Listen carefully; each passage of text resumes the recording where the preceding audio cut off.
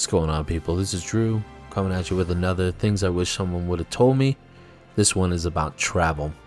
Travel within Final Fantasy has a bunch of different avenues. We're going to go through all the major ones and dive into, like I said, a little bit deeper than surface level stuff. We'll start off with Aetheryte. So in major areas, you're going to see Aetheryte shards. These are these large blue crystal shards. A little hard to show you here. They're in main cities as well as around the world. Now, one thing I always like to tell people, make sure you attune. As you progress through different areas, you're going to see new ones. If you don't see that guild price underneath the name, it'll say unattuned instead. Make sure that you head over there and attune to it by clicking on it. Now, when you do click on it, you're going to see a couple of different options. While you're in a major city, the top option is going to be the Aethernet. This is interconnected smaller shards throughout the city that'll get you around and port you around the city a little bit quicker than if you were running in the first place. Next on that list, what you'll see is set home point. Now, if you set a home point, whichever one you have set it to, the spell that you have in your casting book, Return, will take you to this particular Aetheryte shard. So you can move that along as you continue questing through your first initial experience, so that way you can go back to major hubs as you play. Now, the next option is going to be a favored destination. You're allowed to have up to 3 different areas selected as favored destinations, and what that'll do is reduce the overall cost it'll take to port to that particular shard. This can be kind of effective at the beginning of the game if you were to use the major cities as areas that you have reduced costs, as you're going to be going to those for a lot of quests in the first place. Now, the final one on this list is going to say register free destination. You get one of those, and no matter what, anytime you use it, it's always going to be free.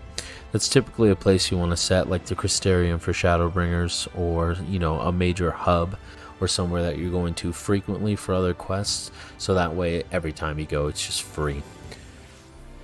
Next up, I want to talk about the Chocobo.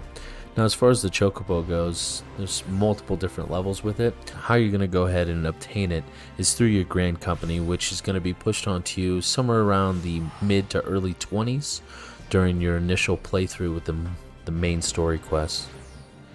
Now, the requirement for that is to go through that main story quest that takes you through picking a Grand Company.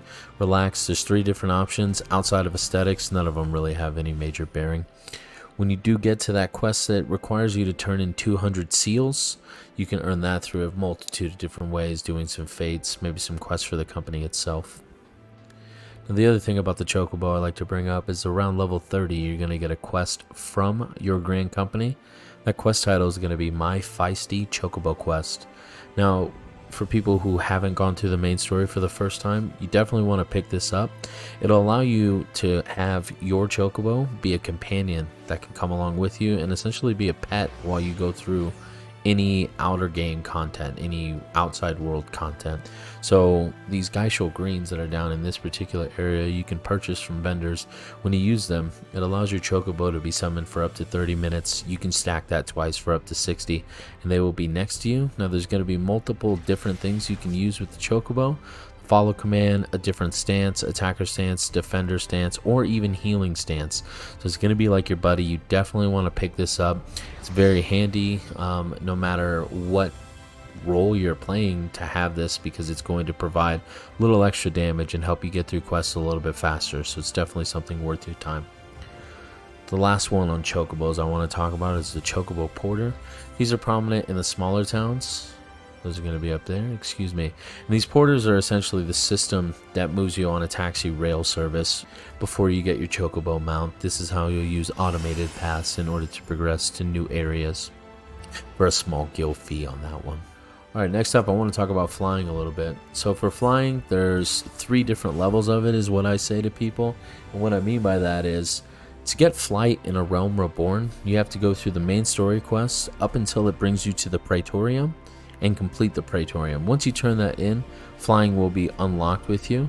Now, you will get a black Chocobo whistle through your Grand Company before that, but until you complete the main story quest, you're not going to have it unlocked in the ARR realm content.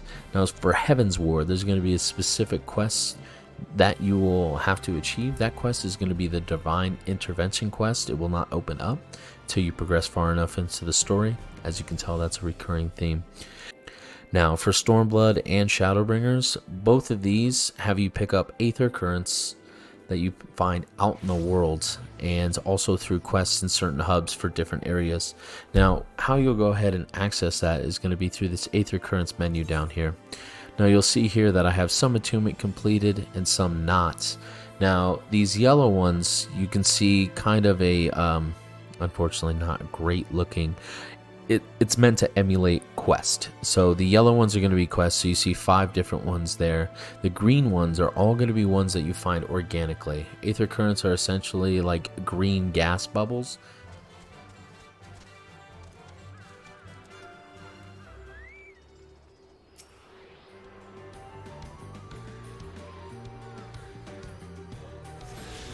That you have to go interact with and attune to. When you get all the Aether currents in that particular zone, as well as all the quests are completed, that's when your attunement will complete. And when your attunement is completed, you can fly in that specific zone. So it's not an overall thing. Each zone has its own that you have to go and grab itself. I will say this, for both Stormblood and Shadowbringers, there are areas that you can't access. For instance, for me, Lakeland was one of those, where until you progress past a certain point in the main story quest, you actually don't even have access to that area or that quest in the first place. So I would highly recommend just getting through the main story quests in order to figure out what you need to move into specific areas, so that way you can get all the Aether currents in all those different spots. Alright, last I want to talk about our shared fates. Now that'll be on the travel menu, and the reason I want to bring that up, when you look at my information here, you'll see very similar system to the Aether currents, multiple different, I will say, gems here. So you can see 10 out of 60 here, rank 2, 1 out of 6, 3 out of 6, 0 out of 60. Shared fates are zone specific, so you can see the different zones that those are, and those are fates that you want to do in a group. They allow for additional gemstone collection to trade within the region to get some increased speed. So if I'm going to move over to Tamra, I'll show you one of the gemstone traders. Especially, this is the only one, as there's only one in each area of the map. So there will be one in the Crystarium, Kalusia, all these different areas. And these gemstone traders, while they have a multitude of other different things, they also have riding crops. I'll go ahead and show you that on this gemstone trader here. So when you go ahead and get in here, you have, riding maps. You'll see a price attached to it. These gemstones are what you get for doing those shared fates. As well as other stuff, there's going to be different material that you can buy, different items that you need for doing crafting. But riding map in particular is one you're going to look. You're going to see I can't purchase it, as I already have it for Kalusia in particular. It's going to increase the speed at which your mount travels within that particular area. So that's definitely something you're going to want to focus on. Maybe get some buddies, find some shared fates that you can go knock out together. And that way you can get in there. That's going to be it for this one. This is Things I Wish Someone Told Me Travel Form. Thank you so much for watching the video. Appreciate your time. If you liked the video, make sure you hit that like button down below if you want to see more of these videos, and subscribe to my other content and material. That button's down there, red button. It's also at the end of this video. And if you want, hit that bell notification so you know. Appreciate your time. Take care. I'm Drew.